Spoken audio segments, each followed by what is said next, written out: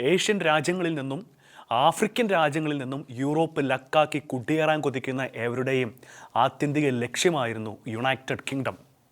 യൂറോപ്പിലെ ചില രാജ്യങ്ങളാകട്ടെ ബ്രിട്ടനിലേക്ക് ചേക്കേറാൻ ആഗ്രഹിച്ച് തങ്ങളുടെ രാജ്യത്ത് വന്നടിയുന്നവർക്ക് വേണ്ട പരിരക്ഷകളൊക്കെ നൽകിയിട്ട് ബ്രിട്ടനിലേക്ക് പറഞ്ഞയക്കുന്ന പതിവുകൾ പോലും നിലനിന്നിരുന്നതിനാൽ ഇതര യൂറോപ്യൻ രാജ്യങ്ങളിലേക്ക് കുടിയേറിയതിനേക്കാൾ അധികം അഭയാർത്ഥികളാണ് ബ്രിട്ടനിലേക്ക് എത്തിയത്. എക്കാലത്തും ക്രൈസ്തവിക മൂല്യങ്ങളും ആദർശങ്ങളും ഒക്കെ മുറുകെ പിടിച്ചിട്ടുള്ള ബ്രിട്ടനാകട്ടെ തങ്ങളുടെ രാജ്യത്തിൻ്റെ അതിർത്തിയിലെത്തുന്നവരുടെ രാജ്യമോ മതമോ ഒന്നും നോക്കാതെ അവരെ മാന്യമായി തന്നെ കൈക്കൊണ്ട് ഭക്ഷണവും പാർപ്പിടവും വിദ്യാഭ്യാസവും ജോലിയും അടക്കം അവർക്ക് വേണ്ടതെല്ലാം നൽകി അവരെ അർഹമായതിൽ കൂടുതൽ നൽകി പോറ്റി പരിപോഷിക്കുക തന്നെ ചെയ്തിരുന്നു. കുടിയേറ്റം സാധ്യമായവർ ബ്രിട്ടനിലെ നിയമങ്ങൾക്കനുസൃതമായി ബന്ധുക്കളെയും അങ്ങോട്ട് കൊണ്ടുവന്നു.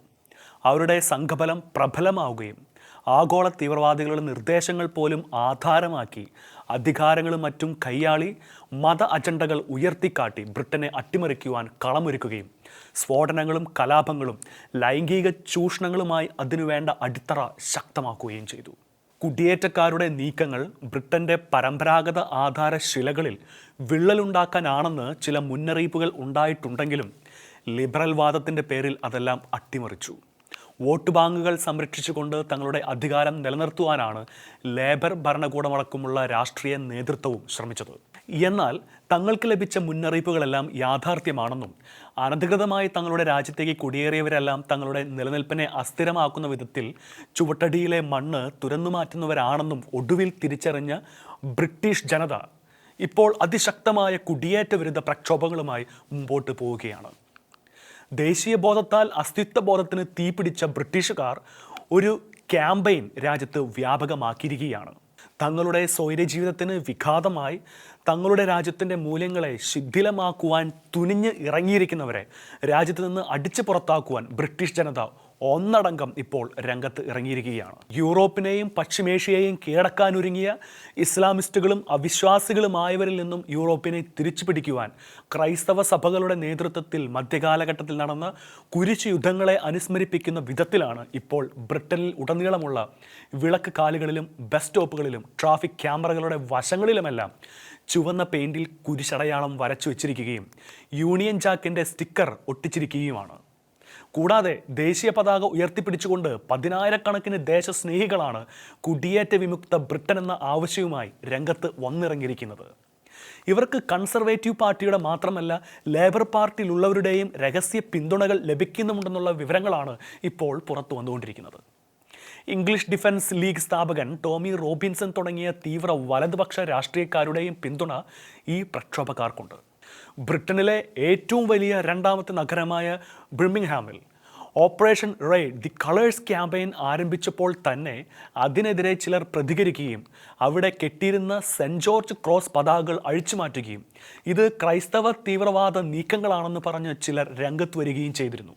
എന്നാൽ അതോടെ ഈ ആധുനിക കുരിശ് യുദ്ധം ബ്രിട്ടനിലെ ജനങ്ങൾ ആവേശത്തോടെ ഏറ്റെടുക്കുകയാണ് ഉണ്ടായത്. പാലസ്തീൻ പതാകകൾ ഹമാസ് അനുകൂലികൾ UK-യിൽ പലയിടത്തും നാട്ടിയപ്പോൾ അഴിച്ചു മാറ്റാത്തവരാണ് സ്വന്തം രാജ്യത്തിൻ്റെ പതാക അഴിച്ചു മാറ്റുവാൻ രംഗത്ത് ഇറങ്ങിയത്. ഏതായാലും ഈ ക്യാമ്പയിൻ ഇപ്പോൾ രാജ്യത്തിൻ്റെ മുക്കിലും മൂലയിലും വ്യാപിക്കുകയും ചെറിയ ഗ്രാമങ്ങളിൽ വരെ ഇപ്പോൾ ചുവന്ന കുരിശ് ചിഹ്നമുള്ള വെള്ളക്കൊടികൾ പാറി പറക്കുകയാണ്. ചുരുങ്ങിയ ദിവസങ്ങൾക്കുള്ളിൽ ബ്രിട്ടൻ ഫസ്റ്റ് എന്ന് എഴുതിയ 25 ലക്ഷത്തിലേറെ പതാകകളും സ്റ്റിക്കറുകളുമാണ് രാജ്യത്ത് പതിച്ചതെന്നാണ് റിപ്പോർട്ടുകൾ പറയുന്നത്. ബ്രിട്ടനിൽ ആളിക്കത്തിക്കൊണ്ടിരിക്കുന്ന തീവ്ര വലതുപക്ഷ രാഷ്ട്രീയത്തിന് ശക്തി പകരുവാൻ മാധ്യമരാജാവ് ഇലോൺ മസ്കും ഈ ഓപ്പറേഷൻ പിന്തുണയുമായി രംഗത്തെത്തി. ഇതിൻ്റെ പശ്ചാത്തലത്തിൽ നൈജൽ ഫറേജിൻ്റെ റിഫോം UK എന്ന തീവ്ര വലതുപക്ഷ പാർട്ടിയുടെ ജനപിന്തുണ അനുദിനം കുതിച്ചുയരുകയും ചെയ്യുകയാണ്.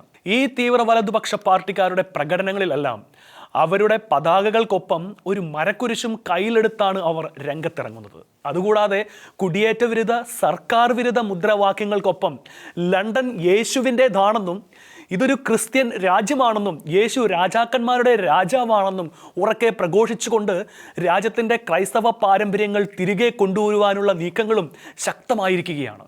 2023 പുറകിലുള്ള 20 വർഷങ്ങൾ UK-യിലെ ജനസംഖ്യയിലെ 65% കുടിയേറ്റം മൂലമുണ്ടായതാണെന്നാണ് റിപ്പോർട്ടുകൾ പറയുന്നത്. അടുത്ത 20 വർഷത്തിനുള്ളിൽ അത് 77% ഉയരുമെന്ന കണക്കുകളാണ് യാഥാസ്ഥിതിക ബ്രിട്ടീഷുകാരൻ്റെ നെഞ്ചിൽ അങ്കലാപ്പായി മാറിയിരിക്കുന്നത്. ഒരിക്കൽ ലോകരാഷ്ട്രങ്ങളെ മുഴുവൻ കാൽക്കീഴിൽ വെച്ച് ഭരിച്ച സൂര്യൻ അസ്തമിക്കാത്ത മഹാസാമ്രാജ്യത്തെ അധിനിവേശ ശക്തികൾ കീഴടക്കുമെന്ന സ്ഥിതി സംജാതമായിരുന്നു.